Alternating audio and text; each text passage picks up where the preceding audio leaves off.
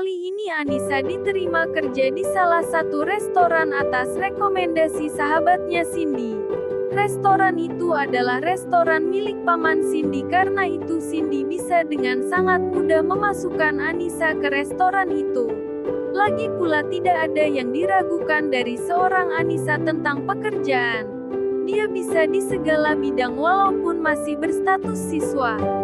Awalnya Anissa menolak saran Cindy, tapi Cindy terus memaksanya sampai Anissa tidak tega untuk menolaknya lagi. Saat sedang membawa minuman untuk pelanggan, tak sengaja ada seseorang yang menabraknya dari belakang sehingga minuman yang dia bawa jatuh. Naasnya minuman itu tumpah ke jas seorang pria yang ternyata itu adalah Rayhan. Dengan rahang mengeras dan menahan emosi, Rayhan melayangkan tatapan tajamnya ke Anissa. "Maaf tuan, saya tidak sengaja," kata Anissa sambil berusaha mengelap jas Rayhan. "Kamu lagi. Kali ini saya tidak akan memaafkan atas tindakanmu ini," kata Rayhan menghempaskan tangan Anissa yang sedang menyentuh jasnya dengan tisu. "Maaf tuan, saya benar-benar tidak sengaja," ucap Anissa sambil menunduk. "Saya tidak mau tahu. Kau harus ganti rugi. Jasku limited edition hanya ada satu di dunia. Kau harus ganti rugi apapun caranya," kata Rayhan dingin. "Saya akan membayar ganti ruginya tuan. Tapi bisakah dengan cara mencicil? Karena saya tidak punya uang sebanyak itu," kata Anissa. "Kamu pikir saya tukang kredit yang bisa cicil-mencicil?" tegas Rayhan. "Tapi tuan, kamu layani saya sampai uangku lunas," tegas Rayhan lagi. "Tapi gimana kerjaan saya tuan? Saya tidak mau tahu dan saya tidak butuh penolakan. Besok pagi datang ke alamat ini jam 7. Jangan sampai telat." Rayhan melemparkan kartu nama dan bergegas pergi meninggalkan Anissa dengan pikiran Anissa yang berkecamuk. Bagaimana mungkin dia bisa pergi sepagi itu sedangkan kerjaan di rumah bibinya tidak bisa ditinggalkan? Apalagi besok dia harus datang ke sekolah untuk acara kelulusannya. Otak Anissa benar-benar buntu dengan segala kekacauan yang dia buat hari ini. Tapi bukan Anissa namanya kalau tidak punya jalan keluar. Paginya Anissa bangun jam 3 dan langsung membersihkan rumah bibinya. Pukul 6 dia sudah beres semuanya. Tinggal bersiap-bersiap untuk ke alamat yang Rayhan kasih kemarin.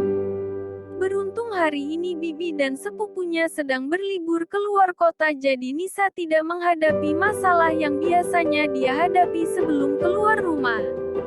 Untuk surat kelulusannya sendiri Anissa sudah minta tolong pada Cindy sahabatnya untuk mengambilkannya. Pukul 6.50 Anissa sudah berada di depan sebuah gedung perkantoran yang besar dan mewah. Ya, Anissa sampai di kantor Rayhan dengan hati deg-degan. Dia takut tidak bisa melakukan apa yang Rayhan perintahkan untuk menebus kesalahannya. Saat Anissa sedang menata hatinya, suara klakson mengagetkan Anissa. Sebuah mobil Alphard hitam melaju di depannya. Dia hafal mobil itu adalah mobil Rayhan. Dan benar saja, seorang pria tinggi dan tampan keluar dari mobil itu. Anissa terpana dengan karisma yang Rayhan punya sampai tak sadar kalau Rayhan udah ada di depannya. Rayhan menjitak kepala Anissa dengan keras hingga Anissa yang sedang memandanginya tanpa kedip tergelak kaget dan salah tingkah. Anissa mencoba menteralkan hatinya dan mengikuti Rayhan sesuai perintahnya. Anissa berjalan mengikuti Rayhan dengan rasa takjub atas semua yang dia lihat di perusahaan milik Rayhan itu. Para karyawan yang berpapasan dengan pria itu menundukkan kepalanya sebagai tanda hormat kepada sang pemilik perusahaan. Rayhan terus berjalan dengan sikap wibawa yang melekat di dirinya. Para pekerja di situ memang tidak ada yang heran dengan sikap angkuh CEO tampan itu, karena sejak dulu dia tidak pernah terlihat ramah sedikit pun kepada semua karyawannya. Anissa terus mengikuti mengikuti Raihan berjalan menuju lift khusus petinggi. Banyak karyawan yang menatap iri dan sinis pada Anissa karena wanita dengan pakaian khusus seperti Anissa bisa masuk ke dalam lift khusus, apalagi dia datang bersama pemimpin mereka. Sangat berbanding terbalik dengan pakaian yang mereka kenakan.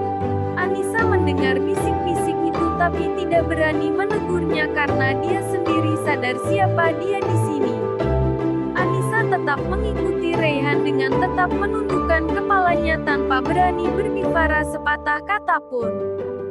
Sepanjang perjalanan menuju ruangan Raihan, Nisa benar-benar terkagum dengan tatanan arsitektur di setiap sudut perusahaan itu. Sampai dia tak sadar kalau pria yang bersamanya menghentikan langkahnya. Sontak Nisa menabrak bagian belakang tubuh pria itu.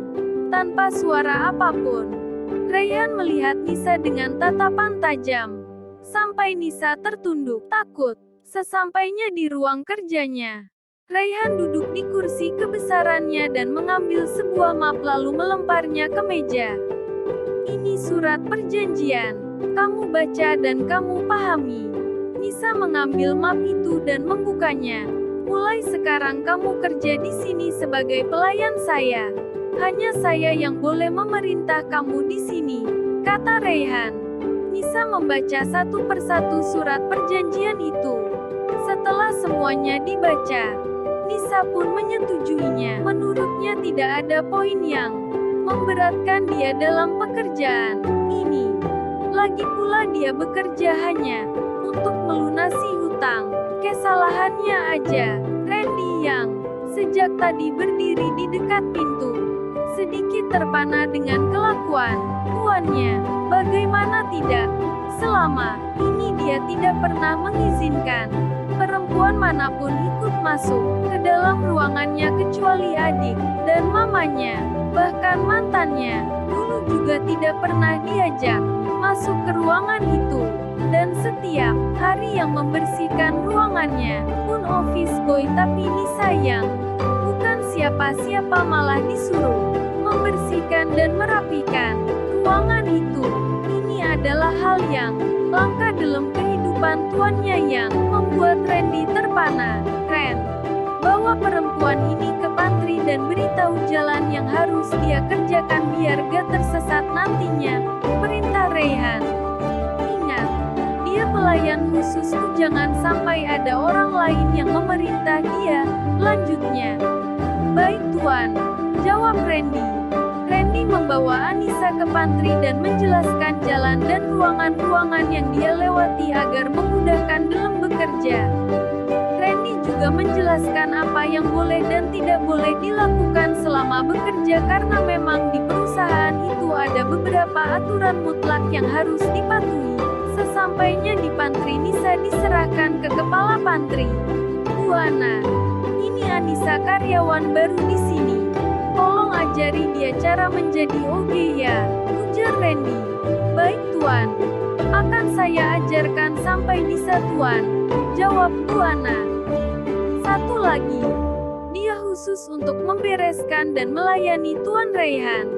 Jadi tolong untuk yang biasa bersihin ruangan Tuan Raihan dipindah aja, kata Randy datar. Baik tuan, saya paham, jawab Bu Ana. Setelah itu Randy pun meninggalkan pantry. Sebelumnya dia juga memerintahkan Nisa untuk membuat kopi untuk Raihan. Salam kenal Mbak Nisa. Saya anak kepala pantry di sini. Panggil saja Bu Ana, kata Bu Ana mengulurkan tangan memperkenalkan diri. Salam kenal juga Bu Ana. Saya Anissa. Mohon bimbingannya ya Bu, jawab Nisa menerima uluran tangan Bu Ana. Bu Ana menjelaskan peralatan-peralatan dan apa saja yang bisa digunakan untuk membersihkan ruangan tuannya. Setelahnya Nisa membuat kopi dan membawanya ke ruangan Raihan. Bikin kopi aja lama banget, kata Raihan sinis. Maaf tuan, tadi saya dijelaskan dulu TTG pekerjaan saya oleh kepala pantry, jawab Nisa. Alasan, kata Raihan singkat. Raihan meminum kopi itu tanpa ekspresi. Anissa yang melihatnya sedikit takut. Gimana kopinya Tuan? Apa sesuai selera Tuan? Tanya Nisa was-was. Gak enak. Hanya dua kata yang Raihan lontarkan sontak membuat Nisa langsung mengambil gelas itu. Mau dibawa kemana? Tanya Raihan tajam. Saya mau ganti yang baru Tuan, katanya tadi. Petik 2. Siapa yang bilang suruh ganti? Ucapan Nisa terpotong dengan suara keras Raihan membuat Nisa kaget dan sontak gelas yang dia pegang terguncang hingga menumpahkan isinya ke atas kertas dokumen penting Raihan. Sial, baru sejam kerja aja udah bikin onar, kata Raihan menahan amarah. Maaf Tuan, saya gak sengaja. Nisa menundukkan kepalanya. Randy yang mendengar suara tuannya langsung masuk ke dalam ruangan itu. Bawa anak ingusan ini keluar, kata Raihan keras. Ayo ikut aku keluar dulu, kata Randy. Nisa yang ketakutan akhirnya menurut saja. Dia keluar dokter ruangan Raihan. Bagaimana ini Tuan? Bener gak sengaja, kata Nisa kepada Randy. Ya mau bagaimana lagi? Dokumen itu sangat penting. Kalau gak mungkin Tuan semarah itu. Jelas Randy. Aku harus bagaimana Tuan? Aku takut disuruh ganti rugi lagi. Yang kemarin aja belum nyicil sepeser pun, kata Nisa ketakutan. Coba nanti aku bantu pikirkan. Siapa tahu ada jalan. Randy dengan muka datar. Kamu kerjakan yang lain aja dulu sambil nunggu dipanggil Tuan lagi, lanjutnya. Nisa kemudian bergegas menuju pantry. Di sana sangat sepi karena semua OB/OG sedang menjalankan tugasnya masing-masing. Nisa mengambil air minum lalu duduk di salah satu kursi. Aku harus gimana? Apa aku keluar aja dokter kantor ini terus cari kerja di tempat lain aja?